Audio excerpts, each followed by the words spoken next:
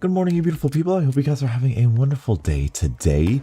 With recent news about Black Ops 4 and Black Ops 4 Zombies, I'm not exactly sure if we are going to see a return of the specialist weapons, at least in the same form as they took in Black Ops 3. As in Black Ops 3, they were kind of either buildables or little quests or little wonder weapon quests or whatever it may be, or just straight out of the box in some cases.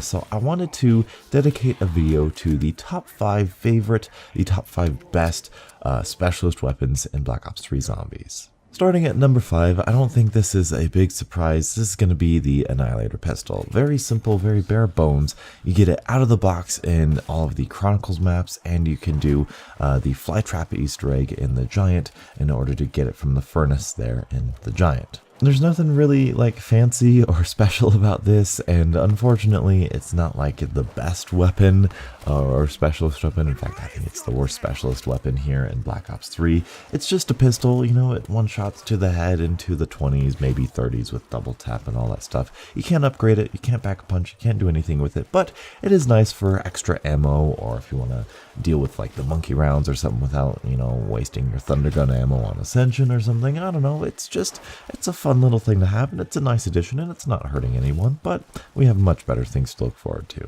Coming in at number 4, this is going to be controversial. The DG4s. Yes, I know, we're starting off strong here. The DG4s are fan-freaking-tastic, and they feel so good when you get them and you gravity spike zombies and they fly up in the air, and it's fantastic. And it's especially good for Panzers, of course, especially on Revelation. Setting those down, the Panzer gets sucked up into the air, and you can have at the Panzer, because Panzer is super vicious and incredibly dangerous. So these are an incredible piece, or an incredible wonder weapon, incredible piece of technology that they've invented here, and it is fantastic. It's great. However, I do feel that it is slightly limited because the maps that they're in, you really have to save them for the Panzer. I don't really use them all that much on the zombies, so I find myself saving them just for the Panzer. Moving on to number 3, this is going to be the Apothicon Sword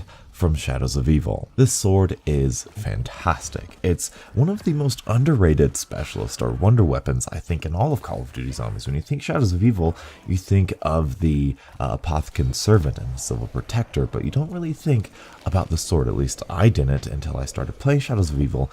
Man, oh man, this thing is so incredibly good.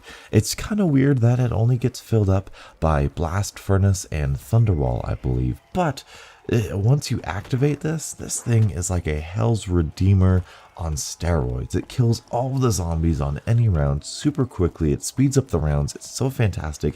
It also it's capable of killing the Margwa, even though it's not really consistent at it. You really need the Margwa and just the Margwa to be running at you, but it is fantastic, and you can upgrade it as well. The first base sword is very easy to get, in my opinion, I think, and the upgrade process is a little bit more cumbersome, but it's pretty easy. Once you get used to killing Margwas, it's really not all that bad. But both variants of the sword are fantastic. The lightning attack is good, but I do believe it stops being effective around the 30s. But once you upgrade it, you have that slash attack, which I don't think is all that great until the super high rounds. But you do have that mini sword, ghost sword attack, which is fantastic and does do infinite damage. Moving on to number 2, we have the Skull of Nansapwe. This is an amazing weapon. You can't upgrade it, which is a little sad because it would be cool if this was even better than it already is.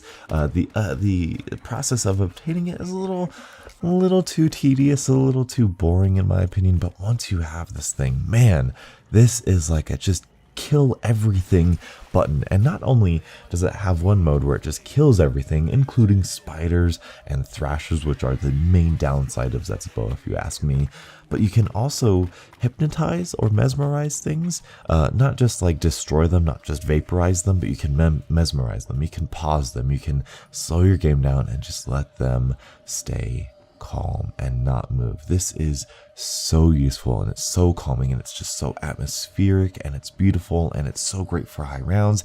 You know, the sword was great for killing zombies, but the skull is great for getting you out of those bad situations. It's good at getting you out of those cornered situations. It's good at killing thrashers into the high rounds because your KT4 isn't doing well, or your marshals aren't being as effective as they should. This is a great weapon for killing zombies, getting to high rounds, and getting yourself out of bad situations. And by process of elimination, the number one pick, the Gauntlet of Siegfried. Could it be anything else? This thing is in a class of its own. First things first, the obtaining process is fun.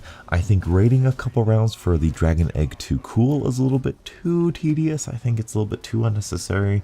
I think it's just pointless padding, but overall the steps themselves are pretty fun to obtain the Gauntlet. And the Gauntlet itself is so good. It's so cool. First things first, it's a dragon. It's a freaking dragon on your arm. That is just awesome. Like, that's more awesome than electric spites. That's more awesome than a skull. That's more awesome than a sword. This is a mini baby dragon that breathes fire and kills zombies and kills manglers and kills Valkyries. It's just so effective and so good, and like the sword, you can let the dragon go and it kills zombies for you.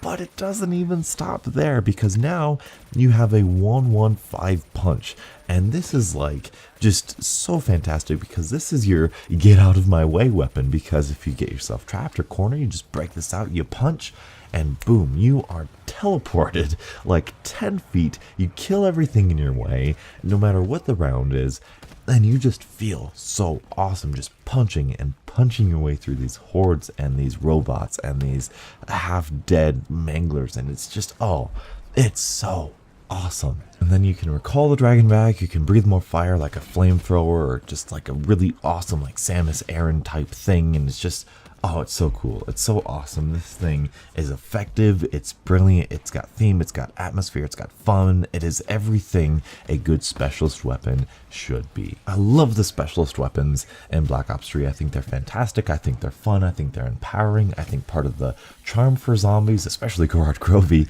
is the fact that things are strong, is the fact that things are overpowered in some situations, and things that make you feel unstoppable and powerful and amazing, just like most of these things do, except for the Annihilator.